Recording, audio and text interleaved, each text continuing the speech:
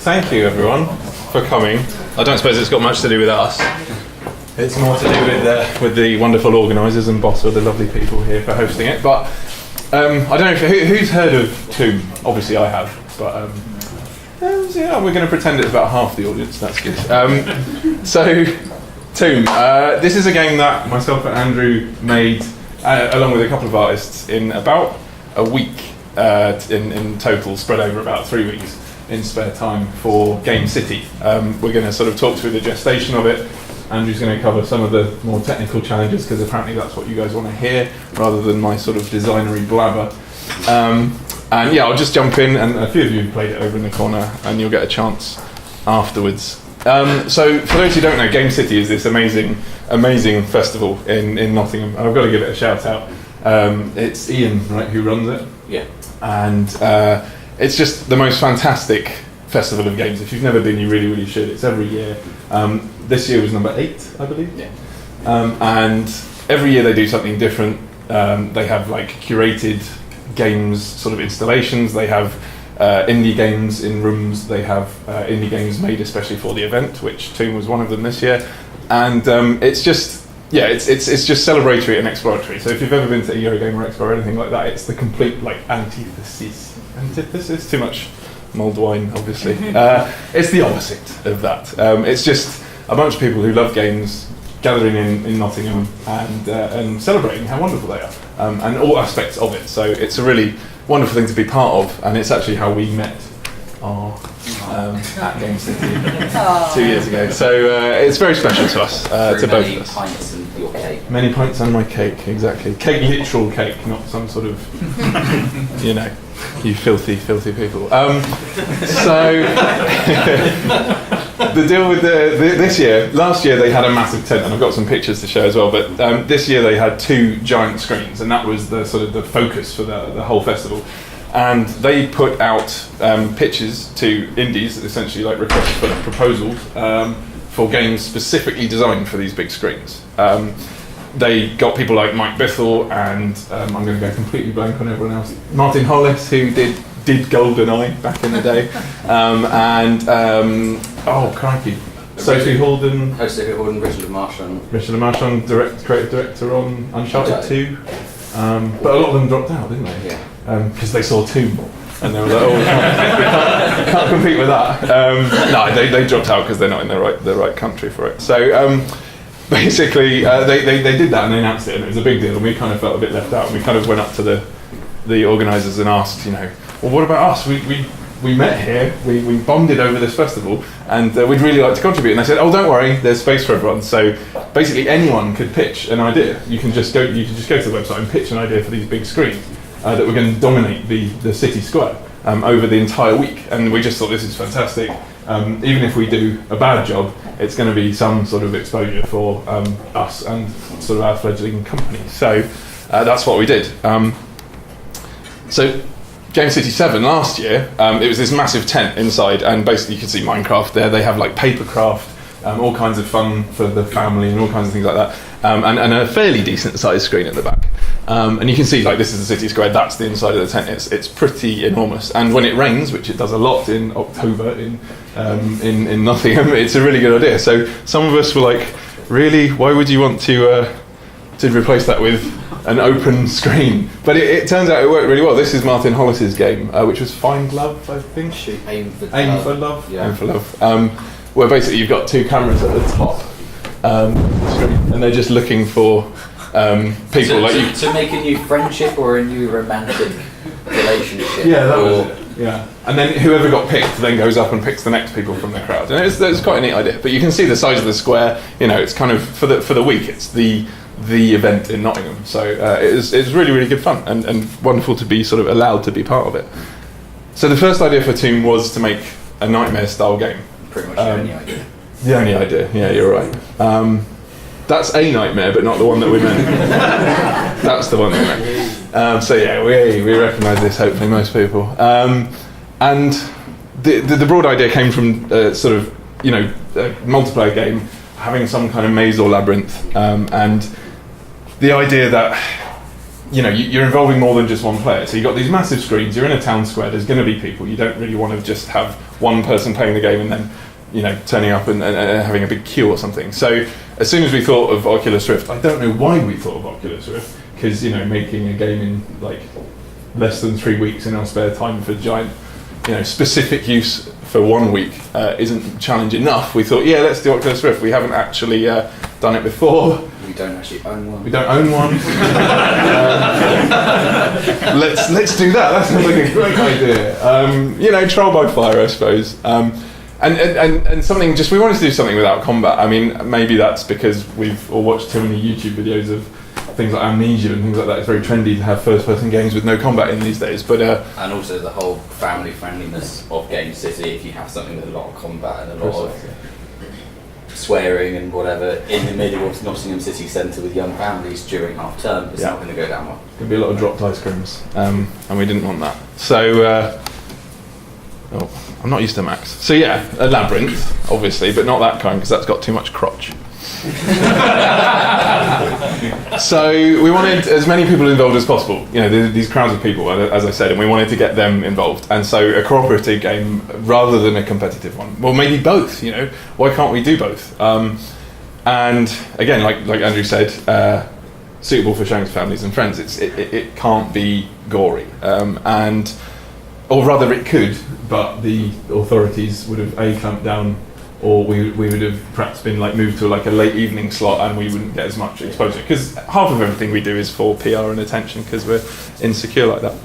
And it had to be doable in 2 weeks of work. That bit kind of got dropped. We just worked on it as much as possible. So in tone, something like Indiana Jones. Nobody has any issue letting their 6 or 8-year-old watch this movie. Maybe not Temple of Doom with the kind of eyeball soup, but in general, it's got an edge, but it's family friendly. So that was something that we were kind of keen to go after. And more specifically, these sort of the matinee movies of Ray Harryhausen, and that's kind of where we got the main idea. I think was the idea of where it all kind of came together. So mazes, being lost, monsters after you, but spooky but not terrifying. Lord knows I had nightmares about that, but that's just me. So yes, this idea of being massively cooperative, and we sort of tried to coin the term and it didn't stick. Just the idea that we would be able to split the crowd into 2 groups and then have one player on an Oculus Rift and have the 2 crowds as players 2 and 3, I should say, helping out somehow, maybe competing somehow. Or being mean to the player, which happened quite a bit. Yeah, it did actually, that was quite interesting. We'll move on to how it was set up in a bit, but there was some interplay depending on how the screens were set up. And just the idea of having sort of maps and treasure, that exploration rather than combat. And humans versus AI was a key part of actually making it doable in the 2 weeks. So there we go. So one player on the Oculus Rift has one aspect of the game that they're sort of exposed to and they're able to sort of deal with. And then teams A and B, they both have different info to each other and to the player, so that you would force some cooperation between the 3. And the idea, frankly, was to have a whole crowd of people just screaming and shouting. If it went wrong, it could be a lot like that. Too many chefs, etc. But actually what happened was it kind of made it all like this. Ignore the fact that there aren't millions of screaming, adoring fans everywhere. But you can see that the 2 screens are set up back to back. Now that's something we initially specified, and we actually changed. We were able to do it several times over the week in different configurations. But this one, the one player with the Oculus obviously can see the first person view, and each screen can see their view and a map. And if you played it earlier, basically one map follows the location of one of the monsters in the maze that's hunting the player, and the other screen has the map following the other monster and can't see the locations of the other. So that was the enforced sort of cooperative side of the game. This player going, God, which way do I go, left or right? And hopefully, one end of team A or team B screaming, sort of slightly contradictory things, and hopefully generating a bit of excitement that way. This, as you said, is the one where people most likely sort of sabotage the player a little bit. turned right into the monitor. Yeah. It sort of ended up with literally Team A and Team B trying to be the ones to win. I don't know how they thought that would work, but that's fine. So I suppose, over to you for a little bit of... so when we originally found out about the screens, we thought, oh great, it's just going to be one machine, one stupidly powerful machine with 3 outputs. We can just send a video signal off. That turned out to not be the case, as we found out that the screens could be about 30 meters apart at any one time, which resulted to me learning how to do network coding, and has very bad network coding in the game at the moment. First time networking code. Just making sure everything's synced across. So if the monitor is shown in one place on the map, it has to be in the same place across all 3. I learned the hard way and the easy way out that you just spam network calls, because it's just a local network and you can get away with that kind of stuff. It's not exactly best practice, it's but not, it works. It's not best practice, but we had a week. Yeah. I've noticed that time keeps changing every time we say it. It was less than a month. Yeah, it was less than a month, definitely. It's true. Yeah. So with the changing to 3 network clients, we then had fun with master servers, as having to connect to the host game. You have to go through a master server, you then have to set up a local master server on one of the machines to get that. You have to hard code in an IP address, and it's the biggest nightmare in the world. But we got it done. The biggest nightmare other than Funhouse. Yes. Just checking. Cool.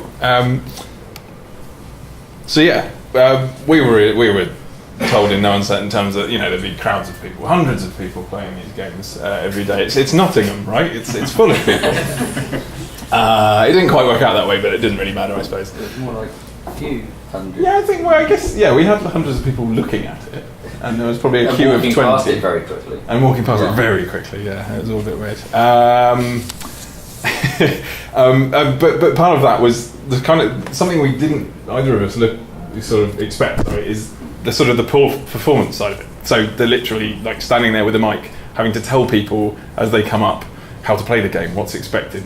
Their friends and family sat there watching, going, "What do we do? Like, what's the point of the screen?" All that kind of stuff. The first few times we ran it was a bit awkward, and then we kind of got our patter together. And the first time we ran it, we had a horrible memory leak. Oh well, the first time we ran it didn't work. So yeah. There was that as well. But that was a cable's fault, not ours. No, it wasn't. It was the Mac.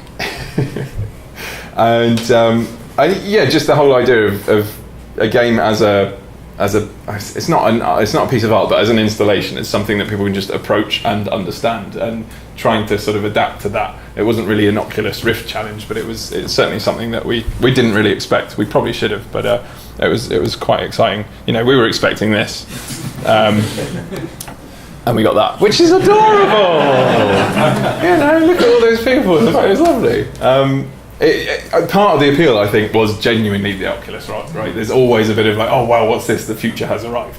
And we certainly had a few people like literally just queuing because they'd heard about our game, but because they can play an Oculus. But then as scenes like this unfolded, more and more people kind of came over and watched and joined in and kind of got into the spirit of it. It was a bit pantomime, I suppose, just sort of shouting out directions and stuff. Did you find that the person playing actually listened to the audience? Absolutely, yeah. Although it did depend on who. Yeah. So this was dad and 2 sons, and basically they would give each other wrong information, and you could see the one like shouting, like thinking he's being really sneaky and trying to double bluff and all this kind of thing, and it was really quite something actually. Yeah, it was great to watch.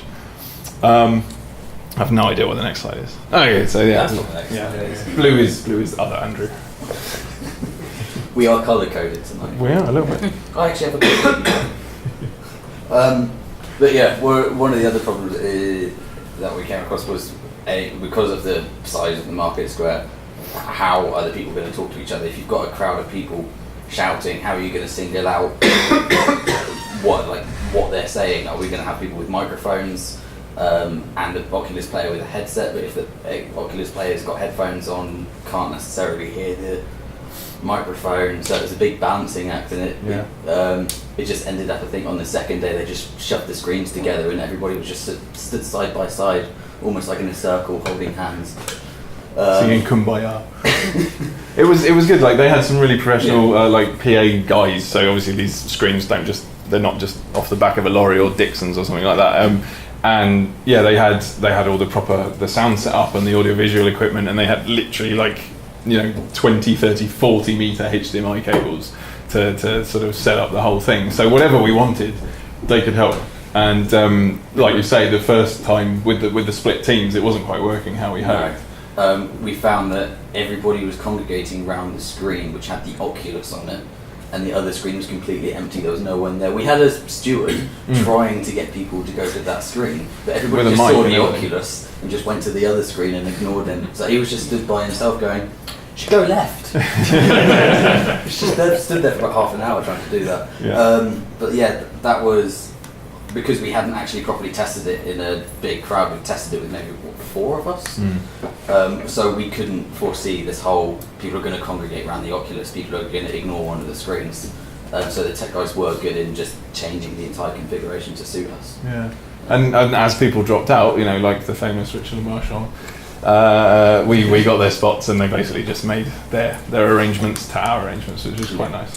But yeah, it's funny because we underestimated that again, but I mean, it's like one of the first rules of game dev, right, is you test on device. Now, we were doing that like on platform in our heads with just a few of us trying out that it works in multiplayer, but actually on device, on platform, is in a massive square with a bunch of strangers and 2 giant screens. How do you prepare for that? So you can't exactly take it into Wetherspoons and a bunch of drunken people and say, "Can you please play my game?" No, in Nottingham they have to come out of Wetherspoons. It was a drinking game. Just over it seems the road. like it lends itself quite well to that. It would. If Oculus Rift wasn't so expensive, it would work really well. Actually, no, I'm not sure it's on any of the sides of the tech challenge of not having an Oculus Rift. So we had to borrow it off the legendary Dave Hayward, who some of you might know from organising things like Bit of a Right. Yeah, Bit of a Right, World of Love. Eurogamer, Indie Tunnel. Yeah. Virgin Gamespace. Virgin Gamespace. Yeah, Virgin. Exactly, yeah. So like much love to him. He sort of saved our skins a little bit. So yeah, the human versus AI thing, again, like, come on, we ended up doing networking code unexpectedly, but we were trying to like eliminate things that were challenging or potentially complicated. So having purely networked multiplayer would have been, we thought, an insane thing to try and do. Maybe we could have done it after all, but we thought just doing some really, really simple AI would be a better move. So that was essentially where the monsters came from, rather than having 2 players running around, with or without Oculus Rifts trying to hunt each other. We thought we'd just have like a couple of monsters just to kind of give it some sort of urgency, rather than trying to create like a little 2-player Halo or something like that. We just thought it'd be mad. And again, and it's obviously like less to manage live and less equipment. And you only need 1 Oculus. And you only need 1 Oculus. Well, you only need to borrow 1 Oculus. One nice friend with an Oculus. Yeah. He actually has 2. He has 2. Yeah. We only got 1. But yeah, you avoid crap like that. Although we didn't entirely avoid it. Ours was more like that. So all of this was like, a good sort of 15 meters away from like the Oculus and the screens that it was on. So the Mac screwed up on one day, and then one of the network cables screwed up on another day. I mean, it's just the most random things you wouldn't expect. We discovered as we were hooking up to the screens that if you're using the Oculus plugins in Unity on a Mac build, that the Xbox gamepad will refuse to work on Mac Unity, and we found out about an hour and a half into a placeholder 2 on the big screens, and people going, when can we play, we don't know. We found out that hard way, and then next day network cables weren't working, so we had a myriad of problems, but we got it working. It's pretty much just switch it off and on again, and unplug this and unplug that, and blah-de-blah-de-blah. And the secret was the Mac was only used as the master server, so as soon as the game was set up, I could just do any bug fixes live as people were playing. Just if there was a 5-minute break, just send out a new build, and that happened quite a bit. Yep, to the point where we had one guy keep coming back and having a go, and he was like, "It's getting harder, isn't it? Or like, are they getting faster and faster?" And I was just ripping it. I was like, "Well, it's a bug. Yes, the monsters are very hungry today." And there was like, one bug where it. I put in kind of a natural time limit of gradually the monsters get faster and faster, so if you're managing to outrun them, they will always run you down. What was happening was it wasn't resetting on new game, so if there was about 10 games in, they were superhuman fast and finished in about 10 seconds. And then there was another bug where they ran through walls. Which we fixed today. I say we. It was kind of fixed. It was kind of fixed from Gamecity. That's true. Kind of fixed. On the last day. Yeah. But yeah, and so part of that is, so the idea is that you survive as long as you can against these monsters. Your death is inevitable, and between, was it day 1 and 2 or 2 and 3, we added the coins in, 2 and 3. which I believe I go into in a bit, but I can't remember because mold wine. So the first person perspective was a sensible choice because those 3 reasons basically. We had a couple of friendly artists who were much more comfortable just in the environmental stuff. One of them did some animations and character modelling for the Minotaur and the Cyclops. But yeah, just again, really just trying to be sensible about what we were challenging ourselves to do.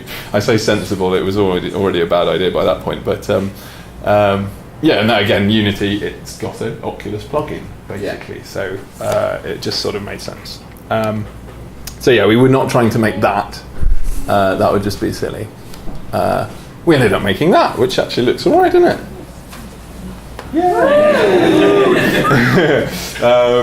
There you can see Mr. Minotaur in the background, and the player's got a torch, but there's no sort of interaction. It's purely sort of atmospheric light, it was pretty much the gist of it. Pretty much. We've got Dave Hayward again to thank for this. So he gave us a bit of a tip. Again, not developing on platform all the time. We weren't to know this, but just the idea that you have to have a fixed focal point of some kind in your field of view, otherwise you begin to throw up, or at the very least, the longer you play, the more disorientated you get. So the torch we'd already thought of putting in, but were we to think about taking it out, as soon as we heard about this, I knew it would stay in, definitely. Just gives, for some reason, it's something to do with like the end of your nose, like you can see it, but your brain blocks it out because it's boring and it's always there. But without it, you'd actually have trouble sort of anchoring yourself in 3D space. It might be rubbish, but it seemed to make sense. Well, the downside of having the torch in this, if you start sprinting, as Cara found out, you suddenly get fire in your face and you can't see anything. Oh yeah, that's true. On a live stream. On the Guardian live on the stream. Guardian website. Have you played it with and without the flame to see the difference in the noise effect? I don't want to throw up. No, I genuinely haven't actually, have we? Have we? No. One of the early versions, we obviously had it running, but all we did was sort of look around a little bit. And I hadn't heard of that, but that's a really good tip if you actually do need something that's always there to reduce that, if you're having movement, character movement. I mean, I've certainly heard about FPSs that get ported straight in and they have like the gun weave and it just makes people feel really weird. It seems to make sense, although like I keep going cross-eyed and I don't know, it seems fine. So you need a nose. You need a nose equivalent. Even just the little crosshair on the screen really works, because the guys making Ether 1, they had one level with a crosshair, one without. Everyone who played the level without the crosshair started feeling nauseous and seasick as they were running around. As soon as they played the one with the crosshair, they felt fine, because they had that point of reference that was always fixed no matter where they looked. I think it's because you've got a fixed thing, it moves relative to the screen, it's something to disconnect with what you're seeing, what you're feeling in your ear, where your balance is. And that's why if you're on a boat and you're seasick, they tell you to focus on the horizon. So the horizon is moving, it's matching the movements, and then your body starts to sort itself out. So that might be, there's a focal point that is also changing compared to the rest of it around it. Yeah. Did you get one thrown up in the square? No, thank God. Good job. But we will get to it, but we did have a small child quaking with fear, so it was an unexpected bonus. Was that the one with the ear-piercing screen? Yes, that was. The map that we created, again, we wanted something doable, simple, so we just created sort of a Lego set of T-junctions and corners and straight pieces, and I spent a Saturday putting together a labyrinth without any scale reference, so it turned out to be enormous, and we made a quarter of it, so it's fine. Didn't waste my Saturday. I spent about 3 hours making a level editor which exported all the pieces at the wrong offsets, and then had to get the artist to go for about 3 hours going through lining everything up again. Well, artists don't do anything anyway, so it's good to give them something something important. If you look, It's not mine. I can talk. I'm a designer. I do nothing. I didn't even change the default style for this presentation.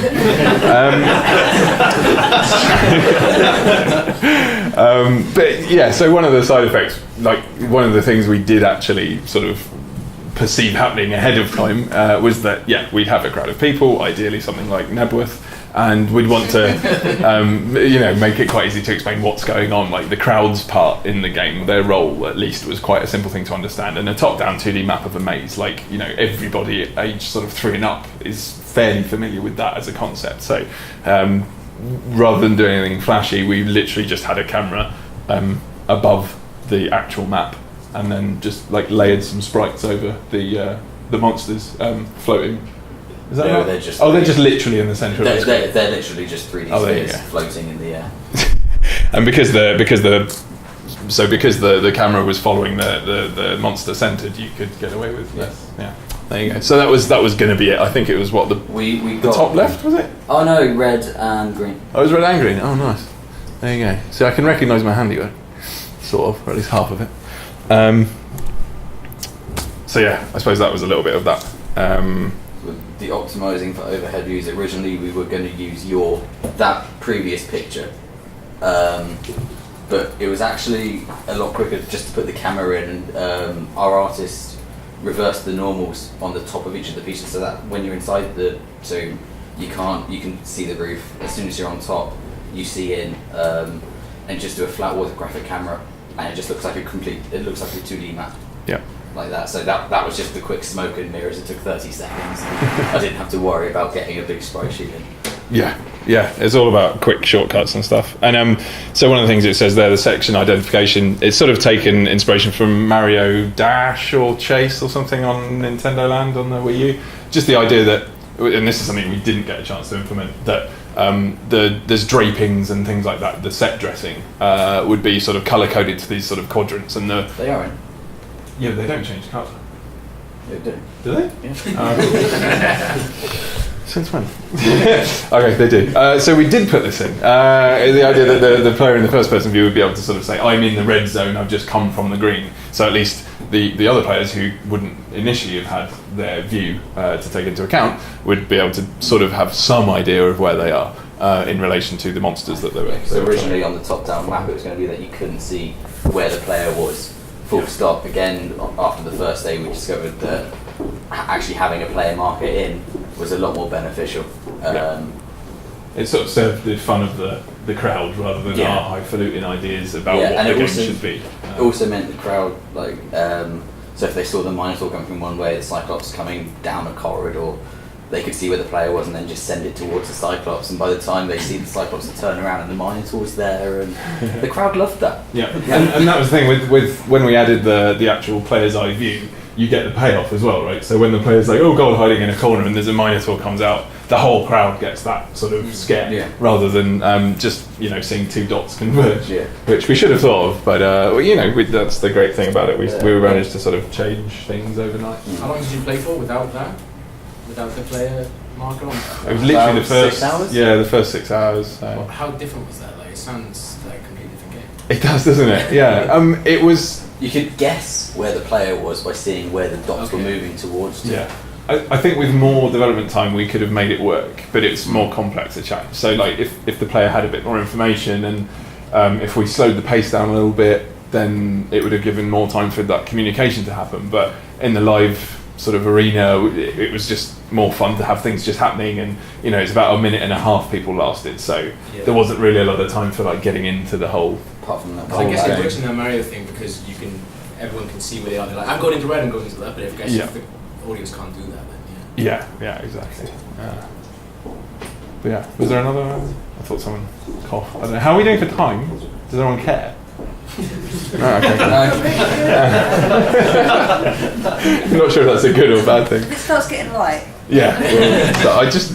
I blather. So the treasure is something else that we added in sort of over, I believe, between the second and the third showing. So it's sort of day 3.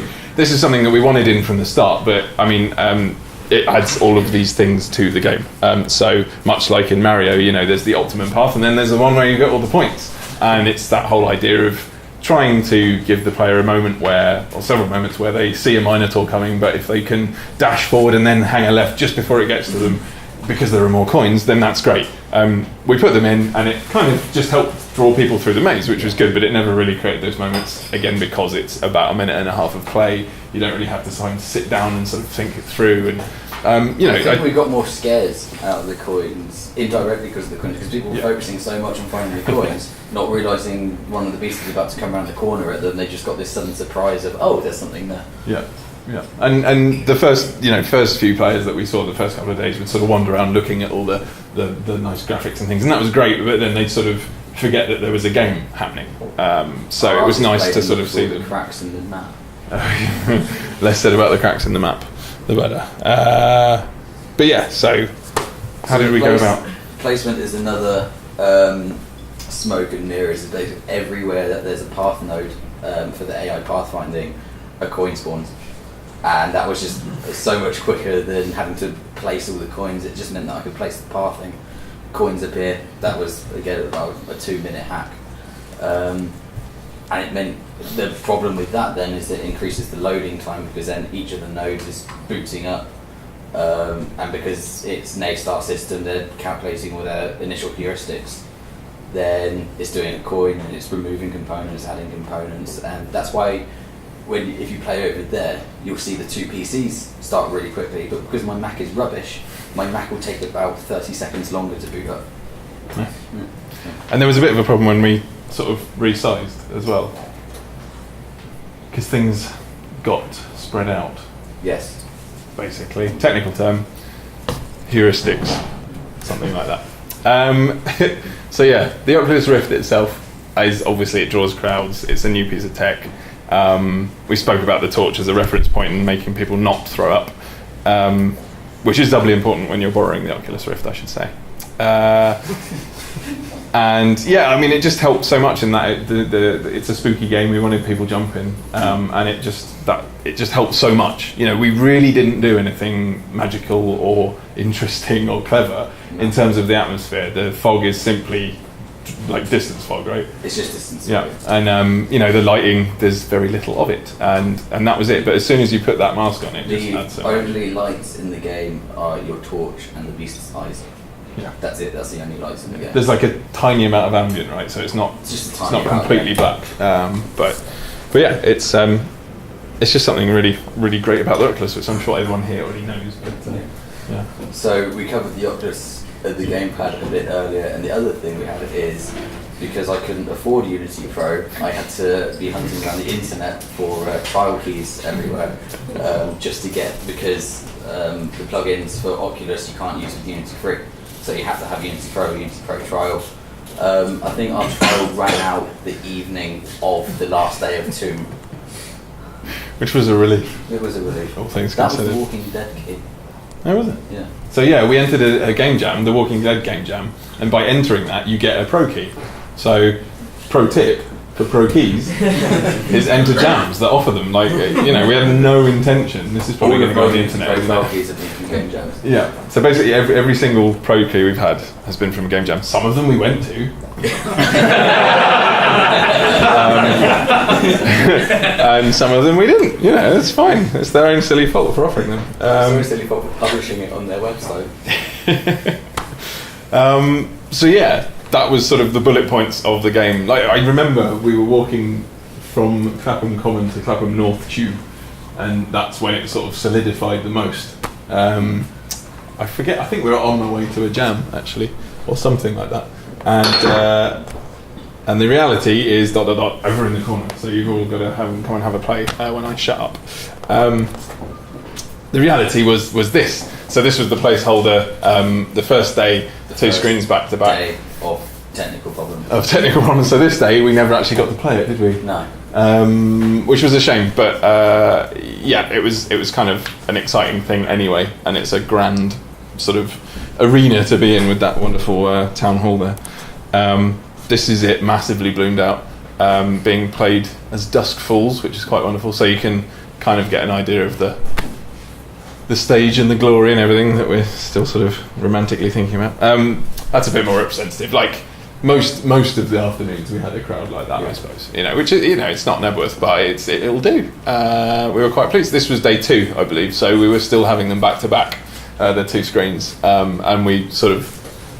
Once we realised, like we said, that whole sort of the idea of it sort of splitting it into teams, that wasn't what we wanted. We sort of ended up just basically running on one screen, and that's us the night after it worked, because the first night that went in just a few hours ago.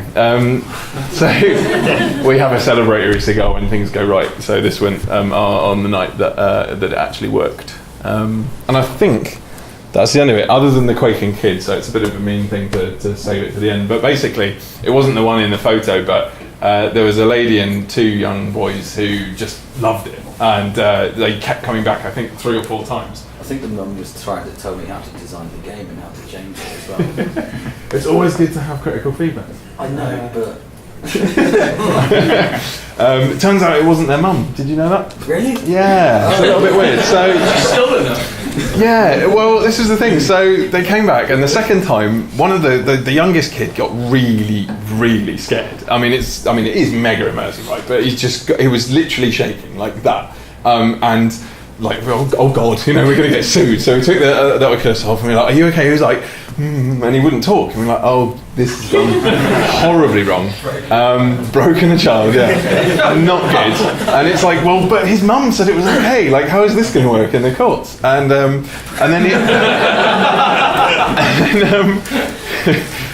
so yeah, we were like, oh god, what happened? And then he sort of went off, and we were like, okay. And I said, are you sure he's okay? And she was like, yeah, he's fine, you'll get over it. So, in the back of a car. okay, yeah, where's he going?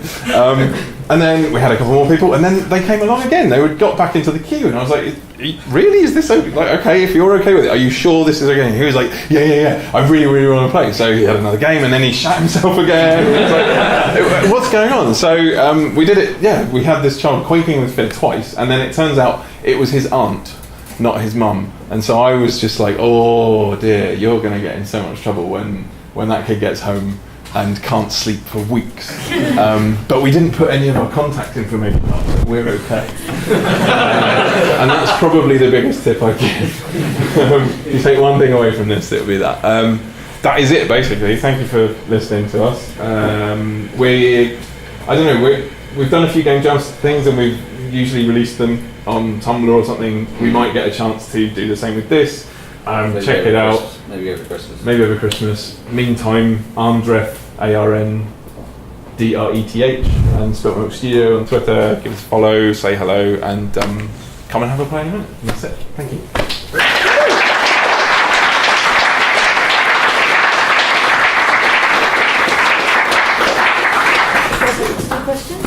Questions? Yeah, of course. Before we get shepherded off the stage. As long as there's no one from the government or child agencies. Was there any incentive to win? Was there a win? So there was no win. Not really. Yeah, it's just like survive as long as you can. If you draw with someone, how many coins have you got? In the end, it was just fun enough that no one seemed to care. Sure. Which isn't being big-headed. It was just it was a minute and a half of being a bit scared, and I that was imagine fun. being someone in the crowd, you'd want to make it fail because that's more enjoyable to you. If there was a win state for the crowd almost, if maybe the map screen gave them something exciting that they got out of it, that might encourage them more to direct them to a path that Yeah, I think you're right. Like just expecting them to engage with a sort of a dry map and 2 dots or 3 dots was probably a bit short-sighted. So that's a great idea. Yeah, thanks. Cheers. A minute and a half seems pretty short. Was there an acclimatization period, or were you just like yelling at them like run? The latter. It was only the second day that I put the sprint in. Yeah, that's true.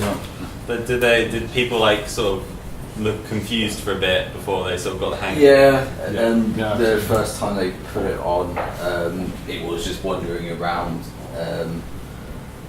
Especially before the coins. I mean, it was just especially before the coins, because they had no sense of there wasn't an incentive to go down each of the paths. There wasn't any shinies to go off and collect. They just had to listen to the crowd and just there are no wander off landmarks to blindly. speak of. No. They seem lost in a bad way, where they seem to be enjoying being lost.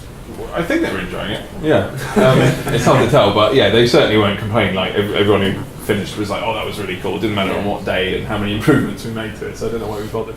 But like, the first version, absolutely, they were all seemed to be enjoying it. And part of that is definitely it's just an amazing experience being in first person in any environment with that piece of kit. But I mean, hopefully, part of it was down to sort of the atmosphere that we set and things like that. So.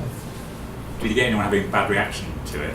Other than I mean, we had a. It was only for a minute and a half, I guess. There was this 6 or 7-year-old girl playing, and she was just wandering along happily along this corridor. No one saw where the beast was coming. There was a Cyclops coming to intercept her. She completely oblivious. Gets to the corner, Cyclops comes around, we hear this ear-piercing scream across Nottingham City Centre. Yeah. And she took it off and said, "That was amazing!" She crouched down and all that kind of stuff. And I think they came back, or a similar group came back in, and he was like, "Are you sure? Because it's quite scary." And she's really young. She's like, "Yeah, when they get near me, I'll just close my eyes." It was like, that's brilliant. Did you have a camera turn on the right stick? And if you did you see any differences in the age? So did younger players just use their hand or something? It was hard to tell, I guess. I think it was a combination across all ages. I think it was a combination of both. Yeah, because we did have that on the right because stick. I was not messing with the Unity predefined controls. No, yeah, again, choosing our battles. I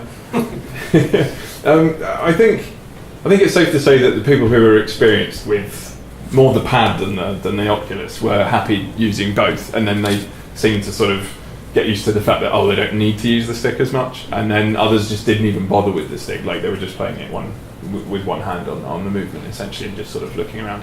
A lot of people didn't realise that they could turn like all the way around. They realised they could look, but they didn't realise that they could actually turn around, and some people who did obviously just got caught up on the cables and stuff, which was quite good fun. But yeah, it was interesting watching how people reacted to it.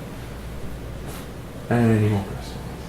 Go on. How many people tried to walk with it on? 2, I think. Not counting the person who just span on the spot. I was preoccupied because that's the thing, because the first day when you get too close to a beast it will automatically kill the game. The first day that wasn't working, so I had to manually watch the big screens and kill the game whenever it was close. It's like a really subtle wink, like you've done it. Then there was a couple of times where I completely forgot because I was talking to someone and they just watched the beasts. I think not as many as I'd have thought. You do hear the comedy stories. When I put on a head walking around the game of the house. Oh yeah. You just tried walking and I had to piece. Yeah, we saw because the 4th day, whatever, the last day of the show, because we couldn't get on the big screens, we had it just in the. They have like a replacement for the tent in a building, and we just had it running on some PCs, and people sat down, and it ended up people just wanted to stand up and do it. They didn't really move around, but it was weird. They didn't want to sit down while the character was walking around. I don't know if that's some psychological thing, but it was quite interesting to see. Probably to turn around. Yeah. And I think maybe the immersion of if you're sat down and walking around is kind of it's just a bit odd. peculiar. I think one of the things a hobbit chair. We should make it with a futuristic version. One of the things we did notice actually, that I kind of forgot about, is that more people sort of did this than did this, which was kind of an interesting. Again, I don't know why necessarily, or if it's a good or bad thing. I guess eventually there'll be one with a wireless one or something. But it was just odd that people kind of froze and sort of moved very rigidly. Maybe it was because they're holding a pad. If it was a more natural interface, maybe they'd feel more natural in sort of looking around. But any more? There's a question. What was the lose state? Was it just like go to black screen or? Pretty much. Yeah. But it'd also be cool if you could have like the flame like divot, so like there are parts of the thing it was like went complete darkness and then sort of came back into light again. Yeah. We've got. The amount of ideas we've got to make this into like a fully fledged, basically like a randomly generated first-person sort of survival game. With all kinds of spooky and sort of bit Dark Souls, bit Metal Gear. Bit spelunky, I suppose. It'd be really, really awesome. We'd love to be able to do something with it, just whether we get the time and the opportunity. But it's great. Like we have people offer ideas up all the time, and it's nice to see that hasn't stopped actually, because it's always good come and have a play and see what you think, and we'll write some more down. Any more questions? None behind me. Cool. Okay. I think that's it. Thanks, guys. Thank you.